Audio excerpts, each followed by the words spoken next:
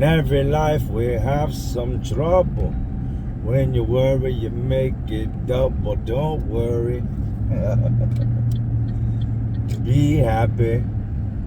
Man, you already know what it is. Jay Williams, Let's Live Life, and we're back. Let me roll that window up. Griminess. These streets are full of grimy dudes.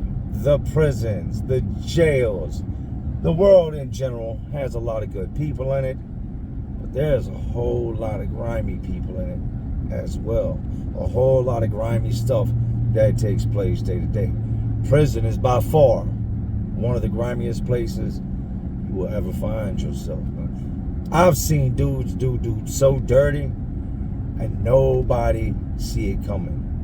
I didn't see it coming. That person didn't see it coming. I don't even think the person that crossed that man seen it coming. But it's a very common occurrence. I've told y'all before, if you look at your life and you look at your enemies or people that don't like you, the crazy part about that is that for most of us at some point, those people were either close to us or someone we considered friends. Same thing goes for prison. 9 times out of 10, somebody screws you over, somebody you dealt with in the past, or somebody you trusted. That's what we're doing today. Some more of these grimy tales from the pen, grimy situation, these grimy crud ball stories. It's no secret nobody's in there for being a Boy Scout. Nobody's in there for being a good Samaritan. We're there because we live a different type of life. Criminal, criminal, criminal. We're there because we think we're smarter than the police. We think we can just do what we want to and there's not going to be no repercussions. Or there's going to be a whole lot and they're going to lock your silly behind up. So, today, grimy stories from the bang, from the lockup, from the clink, from prison, man. Without further ado, you know how to seen it, you know how to lived it, so don't worry. Let's relive it. Give y'all a quick update real quick. If you wonder why I ain't shaved, I think I'm going for the Bill the Butcher look, man. I think I'm gonna do the mustache with the little curl on the end of it. I may or may not. But I want to do something different with it, so I'm letting it grow out. And then I'll decide what I'm going to do with it. I grow a decent beard, so we'll go look it up. Yesterday, it was a scorcher. Yesterday was hotter than a crack pipe at midnight. Drenched. We got the lift in place. Show y'all a quick clip. Got the lift in. This thing is massive. Super, super, super hard getting it moved. But with some manpower come along, everything's good. Today the hydraulic hoses get hooked up. That's the unit right there. This thing is big. Just to show you, the warehouse is big. This thing is bigger. It's toys. So this is step 1 into getting everything right and getting everything ready. That was not easy, man. After everybody, packed up and they left, had my wife bring my little boy by. I like to keep him involved. I like to teach him. I think that when it comes to our kids, if we have a skill set in any type of trades, we should pass it on to our children. They say you feed a man, give a man a fish, you feed him for a day. Teach a man to fish, you feed him for a lifetime. I believe in keeping my kids involved in what I have going on. My kids are real hands-on. They may not want to be doctors. They may not want to be lawyers. They may want to work with their hands. And I'm going to make sure that they always have their hands to fall back on. So we got that in yesterday. Old head of mine will come by this week and do all the rest of it, hooking the hydraulic hoses up, running it to the power box, which will make all the controls work on it. He'll give me a rundown on how to use it, and we will go from there. Little man took the vacuum yesterday, vacuumed up everything that I cleaned up, and cleaned out the tracks. That thing was heavy, but it's in place. The other one was supposed to be there yesterday, but we didn't finish up till pretty late. So hopefully the mechanic JP gets it there today or tomorrow. So we'll go ahead and get the second one installed. And then from there, it's start the schooling stuff, get these licenses, the Class A's, and the different licenses I need for hauling. I didn't know that if you take off in a wrecker and you have a car hooked up behind you, somebody jumps in that car, that's kidnapping. That's why I've got to go to school and I've got to get the knowledge I need to do this. I don't want to break any laws and repoing and doing things like that and end up with a damn kidnapping charge because somebody jumped in their own car. Also found out that if somebody gets in the car, I have to put it down, which that's common sense because it's kidnapping. And that if the police are called, they're telling me here in VA, you got to unhook the car because it's not a criminal matter, it's a civil matter. But no worries, be happy. We'll get into all that. That's my update. Plenty more I can talk about, but I'll stick to the script, man. Let's get into today's stories. Now, this story I'm going to tell y'all is not my story. This is a story that I heard recently. I wasn't there, but I was along for the ride via the phone. Good friend of mine calls me. This all transpired. You know what, Max? Matter of fact, we'll leave even the timeline out of it. Good friend calls me, right? Tells me, I need you to send me some money. All right, cool. How much you need? He gives me the price. But I need you to cash app the money. What's going on? Well, send the money to him, and I get double the food. A lot of people do that. A lot of people still do that to this day. You send me, say you have your people cash app me. I'm locked up. Your people cash app my people. My people tell me, hey, I received $100 cash app from this person. I'm a guy in the prison that hustles, a guy that has a store box, a guy that may sell drugs or different things. I've acquired a lot of food. Commissary, hygiene products, anything you can order from the commissary in prison, that is currency. That is how you're going to buy the things that you want to get. You're going to acquire so much of it, you need to get rid of it. What? I got $1,000 worth of food. Some dudes, I've seen dudes with way more than that. Enough stuff that they're stashing it and sells all over the pot, because if the guards see it all in their cell, they're going to know something's up. And plus, it'd be like filling up a storage container. So I said, all right, so I send the money. He then goes to the dude and picks up double the amount of food. What he would have spent $100 on a commissary, this dude just gave him $200 worth of food for the $100 cash app. I said, man, what you doing in there? I like to know what's going on. If you're getting high, you're doing something you're not supposed to, I'm going to holler at you. I'm going to talk to you, try to get you back level-headed, get you straight. I'm not going to judge you, but I'm going to have a talk with you because I don't want to see you go down that road. So he tells me what's going on. He said, this is all in the hustling aspect of what's going on in here, man. I said, yeah, you locked up or something like that. Why would you still be trying to hustle? I don't get dudes at time, but it's neither here nor there. I got to eat in here. And this is a good opportunity.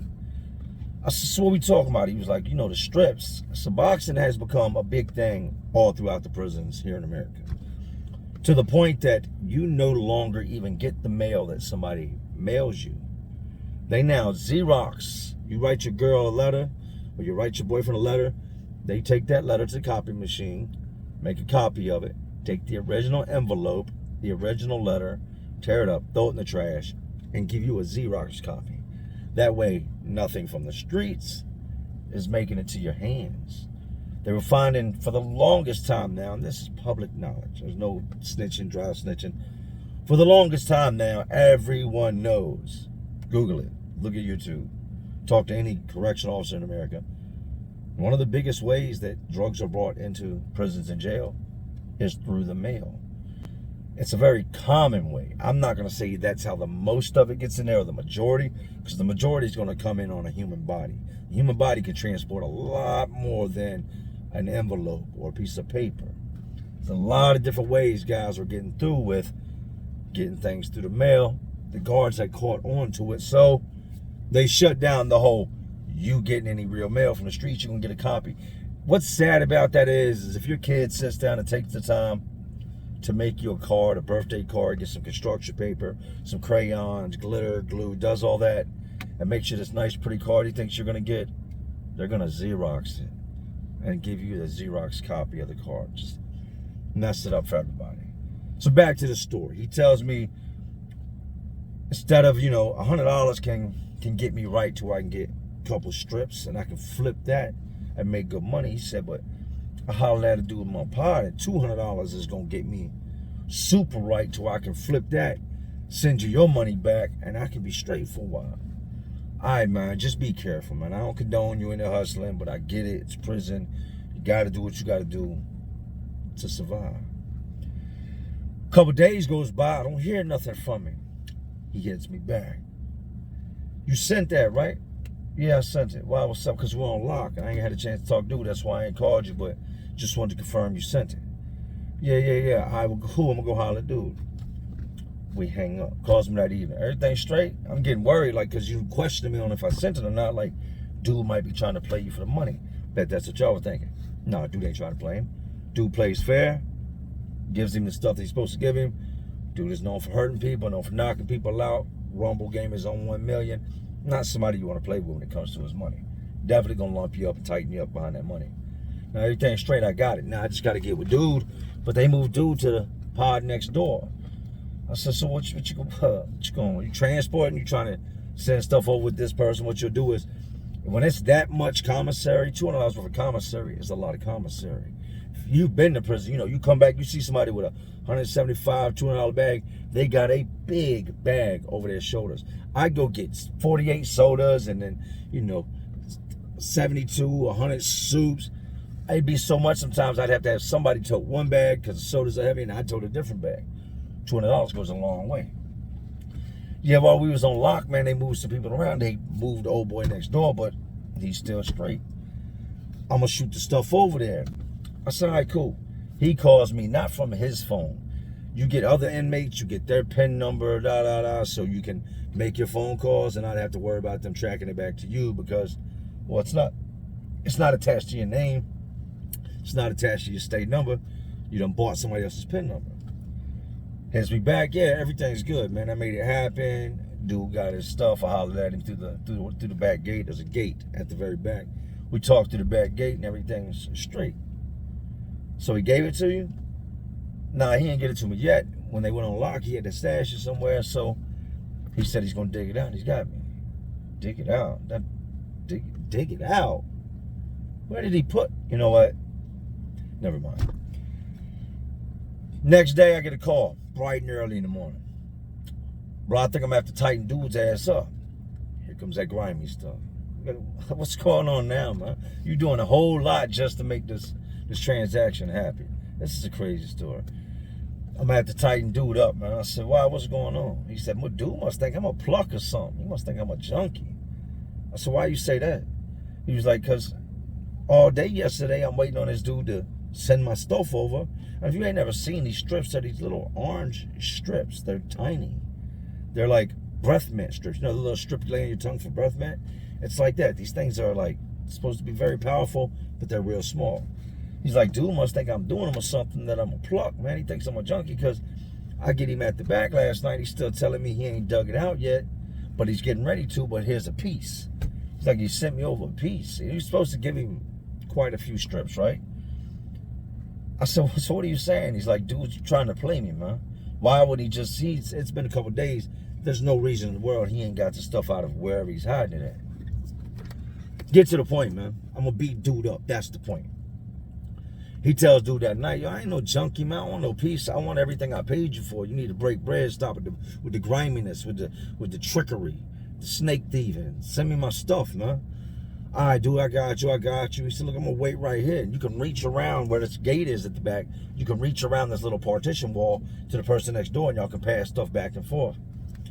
He said, so dude rolls out, and I'm standing there, and the guard comes back and says, hey, you can't be at the gate. Get away from the gate. He said, at this point, my blood pressure is high. It's boiling. I've been waiting back here 15, 20 minutes. This dude still ain't came back. I'm yelling next door, yo, go get such and such, man. Hey, tell that dude I said come to the gate. He said he don't come back to the gate. The guard shoos me off.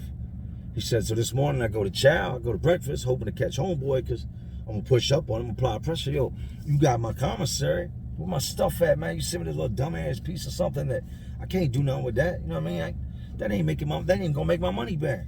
He said, dude, don't come to chow. I see his cellmate, and I said, yo, what's up with your cellmate, man? Oh, man, he's asleep.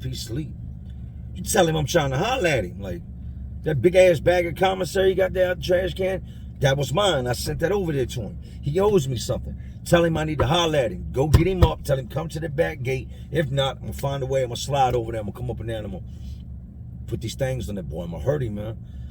Which puts him in a bind with this dude because now he's got to run up in the cell. But my homeboy don't care about none of that. He'll run up in there and fight both these dudes if that's what it calls for. And he is built like that. Dude says, all right, man, I'm going to go in there and wake him up and have him come to the back gate and tighten you up. So he goes straight in and goes to the back gate. Stand there waiting. Dude's cellmate comes to the back gate and says, hey, he said to tell you holler at you when he gets up. He's asleep. Go tell him. I said, get out the bed. There ain't no, he'll holler at me when he gets up. I'm asleep. He's playing me, man. It's been a couple days now. I'm not playing, man. He's been had my money. Get the dude up before I come over there and I'll beat both y'all up. Bro, I don't know what to tell you, but I'm going to come over there. That's what's going to happen. So a little bit of time goes by and somebody comes and tells him, hey, go to the back gate. He said, Jack, go to the back gate. And dude's back there. And he's like, man, what's up, man? Why you waking me up, man? I got people getting me out of bed. He said, dude's kind of tight with his voice. Got a little raspy voice with him. Got a little buck in him, like, you know, grew some hair on his chest. He said he told dude from the gate, look, first of all, man, watch your tone. That's what you can do first of all. You're going to lose a little attitude you got. Give me my stuff, man. I told you, bro. I told you I got you. But somebody else has got it. I gave it to somebody else. I got to get it from them. What you mean you got to get it? You gave my stuff to somebody else. Yeah, man, I gave somebody else to give to you. And they gave it to somebody. Now I got to track that person down. He's 100% stolen. He's 100% running games. He knows that if my homeboy gets his hands on him, he's going to reconstruct all that. He's going to hurt him and make him look like Elephant Man. Tells him, nah, homeboy, that ain't going down like that. What's going to happen is when they call wrecking here in a little bit, I'm sliding over there. I'm going to slide on you. I'm going to break you all the way off. You got between now and the time they call wreck to come to this back gate and give me my stuff. I'm not waiting no more. I'm coming over there. That was where we left off with that phone conversation, right? He hadn't gone to wreck yet. This is first thing in the morning. I said, man, just stay out of trouble, man. This is why you don't do things. I told you, anytime you're doing something bad or something you shouldn't be doing, it always ends bad. If you got bad intentions or what you're doing is just bad in general, you're going to get negative results, man. He said, man, you're not going to believe this, Jay. Yeah, I would have been locked up. Dealt with a bunch of larceny, a bunch of this BS, I believe it. What's going on? He said they canceled wreck this morning. Wasn't no wreck. So I got dudes next door. Everybody rocks with me. He said I hollered over there at my homeboy. I said, hey, I can't slide over there. They're not doing nothing today. Not letting no school out. There's no movement. I'm stuck in this pod. Go by and tighten dude up. Don't do too much to him, but just touch him and let him know that we're not playing about this money. He said, Jay, tell me why I sent my homeboy over there. My homeboy goes to the cell. Dude sleep in the cell. Tells him get up. He gets up. Punches him in his shit. Punches him on his face. So my homeboy comes back and tells me I tightened him up. But this dude's getting high, man. What? Yeah, most likely he did your stuff. He was 100% high. All he does is sleep because he stays high. But punched him in his face, sitting in his face with his eye all knotted up. He's sitting in the cell with his eye all knotted up right now. Shook, scared to death, said, don't worry about it, he promised you. Within the hour, he's going to have your stuff, man. He's not running no game. He didn't want to be like this. It's a big misunderstanding. No, it's not. He's going to have it within the hour. I said, well, good. So did you get your stuff? He's like, nah, bro. Dude checked in. So you should have seen that coming. You know you can't apply too much pressure. You knew the guy was going to check in, man. Like, now you on a loss. He's like, nah, man. Up here, they not shipping people.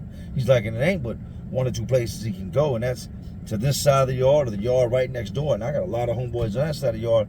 So he's going to have to answer for this. Guy checks in, goes to the hole. When he goes to the hole, it gets to buzzing that he didn't just owe a homeboy. He owed a whole lot of people. Like he had collected money, cash apps, commissary, from a whole rack of dudes. Had used that to go to his plug and buy a whole bunch of these strips. And was stalling everybody, giving them a different story. I ain't get it yet. I'm waiting on it to come in. This happened, this happened, this happened. But then once it goes to the hole, the main dude that's got him says, oh, nah. No. He got all of them Jones last week. Ben had them. Played all, y'all. He's got to come back out the hole now. Everybody wants to get at this dude. He's got gang members that are in there hustling and getting high, which is no. Gang members ain't supposed to do nothing. Most of them, if they do, they might pop a pill or smoke some weed or something, but they're generally not supposed to get high like that. He's got everybody that wants to get at him. So he's now got to come out the hole, and no matter where he goes, he knows that as soon as he hits the yard, it's a wrap for him. There's so many dudes that want to hurt him. You've played with people. You've lied to people. You've ran larceny. You've done all this different stuff. It is a bad time to be that guy. That is the guy you don't ever want to be. Trying to be slick in there, not just get over one person, but all different types of people, is going to lead you up in the infirmary. Somebody might kill you. They're definitely going to beat you black and blue, break your nose, break your face, stomp your head, cut you, poke you, stab you. It's all bad. So we continue our conversations. We talk quite frequently, right? And maybe a month had passed, and I said, whatever happened with old boy, man? He's like, everybody's still waiting on him to come out the hole, but he ain't come out the hole yet. Calls me one day. He said, man, and y'all not ready for this. I don't even want, this is crazy. He said, man, you're not going to believe what this dude done did. And I could hear the tone of his voice that something was wrong. So instantly, I got to thinking, because I'm a thinker. My concern kicks in. I said, what's up, man? He's like, man, I don't even want to really talk about it, but I got to talk to you, man. He's like, the people already know everything that's going on. They know what happened. They don't know everybody that was involved, but they know what's going on. I said, what happened? He said they got the dude out the hole. They took him out the hole and put him back on the yard. But prior to coming out the hole, and the officers had pulled a bunch of people into the investigator's office and told them everything this man said, everything that he told them. Prior to him coming out the hole, he told the officers, y'all can't put me back on the yard, man. Why can't we? We're going to put you back on the yard because I owe everybody money. It's your problem. Shouldn't be borrowing things from people. Nah, I wasn't borrowing people, man. I got over on a whole bunch of dudes, gang dudes, regular dudes. Everybody's looking to hurt me, man. Please, y'all got to ship me. Y'all can't put me back on the yard. You have to deal with it. Now, y'all not understanding. I can't deal with it, man. Dudes really want to hurt me. I done ripped a lot of people off, okay? I done gathered everybody's money, okay? Told them I was going to give them these strips, and I don't got them. I used them up, man, and my homeboys used them. I don't got no more. I don't got nothing to give nobody. Y'all can't send me back to the yard. Sorry about your luck, homeboy. Stop trying to rip people off. You're going back to the yard. He said, Jay, tell me why they bring this dude back from the hole. They put him in the cell, and no sooner than he gets in the cell and the officer's going to take off, he's got an older man in the cell. He said he just punches the old man. Boom, boom, boom, takes off, and this old man doesn't even know who this dude is. Has never met this man a day in his life. Hasn't even had time to say, hey, how you doing? My name's Jimbo, Timbo, Ricky, whatever. He said, man, didn't even get a chance to introduce himself to his cellmate, and dude just starts punching his cellmate, beating his cellmate up for no reason. Old white man. He said the guards turn around, run back over there. What the hell's wrong with you? Snatch him up and put him in handcuffs and take him back to the hole. It's obvious. They're not going to ship him. Now he's going to do the whole time for attacking this old man, but then he's going to come back out to the yard. He said, Jay, they pulled me in the investigator's office. They pulled a whole rack of people in the investigator's office and started questioning us because of what he had told them. I said, where is this going? He said, Jay, the dude hung himself, man. What? He was like, part of me feels bad. Maybe I applied too much pressure. I had my homeboy go over there and tighten him up. He said, part of me feels like I'm responsible for dude taking his life. And I could hear it in his voice that he really felt responsible for this dude going to the hole and hanging himself. I told y'all this is a crazy story. He says, so now they're questioning us all, and they know everything. So now we all got to worry about catching institutional charges. Most they can get us with is conspiracy, because none of us ever actually received anything from the dude. They done gave us all urine tests. Thank God I don't get high, because I'd have been hit. He said, but yeah, man, the dude hung himself. Now let me backtrack real quick and make this clear. When I initially sent the money I did ask him why I was sending it, but I didn't ask until after I had sent it. All right, I got you, man. What do you need me to send it to? Boom. I think it was like our next phone conversation or later that evening when I talked to him. I was like, hey, why did you need the money, man? What's up? I did not initially know when I sent the money why I was doing it. Otherwise, I'd have said no. At the point that I found out what the money was going to be used for, that's when I told him, man, tighten up, man. Like, pretty much telling him, stop. You're already locked up for being a criminal, for doing things the wrong way. You still in there trying to do things, trying to be slick, man. Stop. I didn't know prior to sending the money that that's what it was going for, right? So now there's this big investigation into this dude hanging himself. Anytime there's a death in the prison, it's a big thing. They end up coming in and, you know, there's a big investigation. Next time I talked to him, he's shook.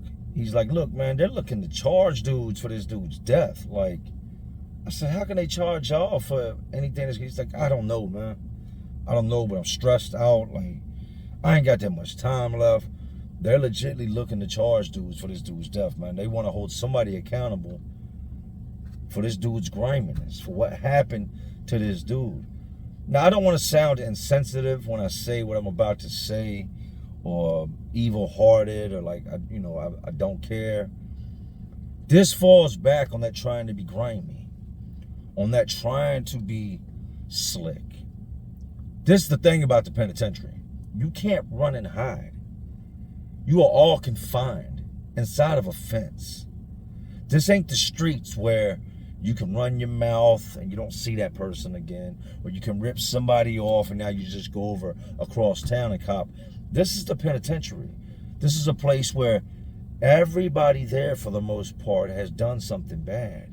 And when you get up into these higher levels where they were at, everybody there has done something violent.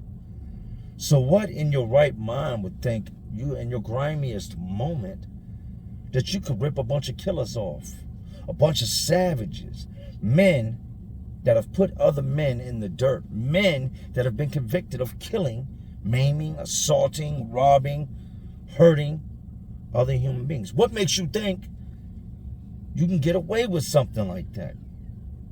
You think you're just gonna get all grimy on all these dudes? What did you think was gonna happen when you were doing this? I can tell you what he thought. He wasn't thinking. This dude had a problem. Nobody else knew this guy had this drug problem. Everybody will tell you that Suboxone withdrawals is worse than heroin. Suboxone withdrawals is worse than any opiates. So they take you off of one thing and put you, you come in, like you can go in treatment centers if you were addicted to something, and they're going to prescribe you Suboxone. But the Suboxone is worse than what you were initially on. But the difference is it's legal. They can't make any money from selling heroin. The government can't do that. The pills have been cut back to the point that pills are hard to find. So Suboxone is readily available. The government's got it where they control it, they distribute it, guys abuse it, they get the same high they would from doing that, but it's legal. If it's prescribed to you and you go to your PO and you pee dirty for it, it's legal, but it's highly addictive. This dude is on the slide gathering people's money and getting high behind the scenes, and him and his cellmate and a couple other dudes have used up all these Suboxone strips in the span of about a week. And the guy got wrapped up in his madness, man, got super grimy with everybody. But all he could think about was getting high. I guarantee as he was going through piece after piece after piece, he kind of had to have had some type of plan. Well, I had my mama send them the money, or my girlfriend send these guys their money back. He had some type of scheme. He had to have. It wouldn't make sense to me. He had to have had some type of scheme to pay everybody back. But before he could ever get to that part, everybody found out they had been ripped off. And at the point that everybody finds out they've been played and ripped off, and that you got that larceny with you, you wanted to get grimy on us, oh, it's going to get real grimy real quick. Nobody's going to take the time to listen to anything you got to say. You're not going to get the conversation out your mouth to explain to them how your people are going to send the money. Nah. Dudes are just going to attack you. They're either going to, everybody's going to attack you at once. They're going to come one after another. They're going to keep coming to the cell until you end up in a bag, until you end up disabled with brain damage. It's going to end bad. It always ends bad. He would go on to tell me that was a young dude, which also I could see, because a seasoned vet ain't gonna do nothing like that. He knows you can't run and hide. This ain't the real world. You're gonna face the music in here. Young boy, man. Not much time left, like 2 years or less until he went home. The pressure got to be too much. Knowing that he was done, he went on back to the hole after attacking that old man and tied it up. Prison is a place where you're constantly gonna see this. All the time. Like I said, we call it dope fiend larceny. To this day, if somebody approaches me asking me for something, I immediately ask myself, what do they want?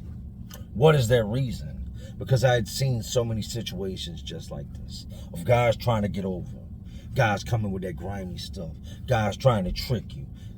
It's very, very common. It will stick around with you for the rest of your life. It will make you second guess every single person you come in contact with. Facts. Ask anybody that's done time, and they'll tell you, what's the first thing you think when somebody approaches you? What do they want? What's their angle? What are they trying to get from me? What type of larceny do they got with them? That's the long-lasting effects of prison.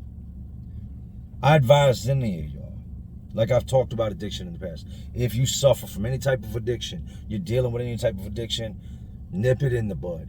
Do not take that to prison. Do not get wrapped up with the stuff that takes place in prison. Especially gonna gather people's money, then get their stuff, and then rather than play fair, give it to them and make some off the top. Just take it and keep it all for yourself and figure, I'll figure it out in the end. The penitentiary is not a playground. You watching, you could commit a crime tonight, wind up in there and try doing the same things in there that you're known for doing on the streets and lose your life. Had he not taken his own life, them boys would have took his life. They ended up taking his cellmate and a couple of dudes he hung out with and shipping them way off to other prisons. They should have shipped that boy from the gate. If you want to be honest in who should have been held accountable for the boy's death, it's the prison. He came to them with what was going on. But they ain't trying to hear all that. They're not. The only way they're going to listen to him or ship him is if he tells them who his plug is. Now, if he would have told them, all right, man, this is the dude that's getting everything I am. All right, man, that dude right there, he's the one that's selling it to everybody. If he'd have told them about him, oh, they'd have dapped it up. We got you, stick, get you up out of here, get you to another institution.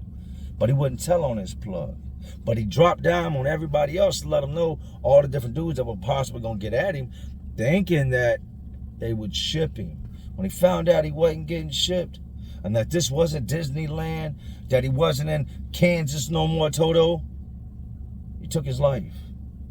All behind a little plastic strip. All behind something that the government prescribes to people. I hope y'all listen to these stories and you take them to heart. That could be you. That could be your little brother. That could be your dad. That could be your sister. That could be your nephew, your uncle. That boy left behind a family because he thought he was going to get on everybody, just rip everybody off. He was left with one option. He backed himself in the corner, and because of his choices, he's no longer with us. Today's story was a different story. Today's story was a rough story. I want you to understand that everything I spoke about in today's story is for entertainment purposes only, and is also common knowledge and known. Nothing I spoke about today or put out there is a secret. Nothing I spoke about today is something that everybody doesn't already know. I ain't never told on nobody in my life. You don't do that much time in prison running around telling on people. But anyways, these jails, detention centers, facilities, these prisons, they're all just crazy worlds inside of an already crazy world we live in. And as always, y'all know what I'm doing. I'm just trying to keep y'all entertained. Are you not entertained? And like always, this is Jay Williams. Let's live life. To all my real ones and the awesome real ones watching, because y'all still watching me. And y'all know how we do. Salute.